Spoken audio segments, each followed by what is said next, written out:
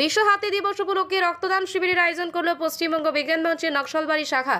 সোমবার কার্শিয়াং বন বিভাগের টুকরিয়াঝাড় রেঞ্জে এই রক্তদান শিবিরের আয়োজন করা হয়। নকশালবাড়ি রথখোলায় টুকরিয়াঝাড় রেঞ্জে বিশ্ব হাতি দিবসে মানুষ ও হাতির মধ্যে সংঘর্ষ রুখে সামাজিক সহাবস্থান ও সচেতনতা বৃদ্ধি করা হয়।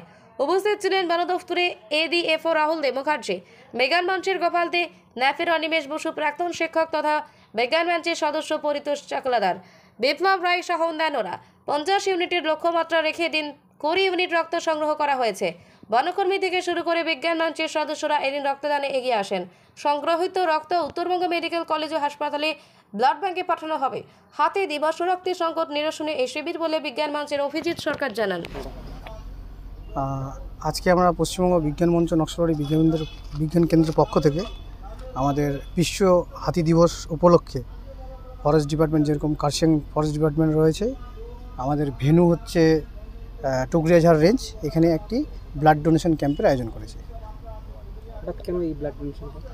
দেখুন, আমরা তো সবাই জানি যে আমাদের যে ব্লাড ব্যাঙ্কগুলি রয়েছে সেখানে দীর্ঘদিন ধরে রক্তের একটা ঘাটতি রয়েছে এবং বিশ্ব হাতি দিবস এর থেকে ভালো দিন নয় যে আমরা এই বিষয় নিয়ে যদি আমাদের যে ফরেস্ট রেঞ্জগুলি রয়েছে সমস্ত যে আমাদের মানুষদের সাথে বা ফরেস্ট রেঞ্জের কর্মীদের যে সংঘাত হচ্ছে প্রতিদিন, তার একটা রক্তের প্রয়োজন হচ্ছে, তার জন্য বিশেষ করে আমাদের এই ক্যাম্পটি করা।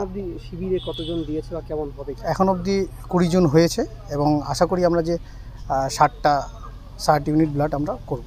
এছাড়া আপনারা কি করছেন আর সমাজের বিষয়ে? এছাড়া আমাদের মূল কাজ হচ্ছে জনসচেতনতা করা। অ্যাওয়ারনেস প্রোগ্রাম আমরা বিভিন্নভাবে করে থাকি।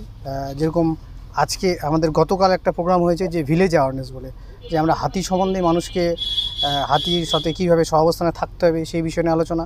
আজকে ব্লাড ডোনেশন ক্যাম্প এবং আমাদের আগামী দিন হচ্ছে একটা স্কুলে গিয়ে স্কুলের বাচ্চাদের সাথে ইন্টারাক্ট করা, যে এই বিষয়টা নিয়ে ব্লাড ডোনেশন ক্যাম্প এবং হাতি বিষয় নিয়ে আমাদের একটা সচেতনতা শিবির করা হবে। আপনার নাম? আমার নাম অভিজিৎ সরকার।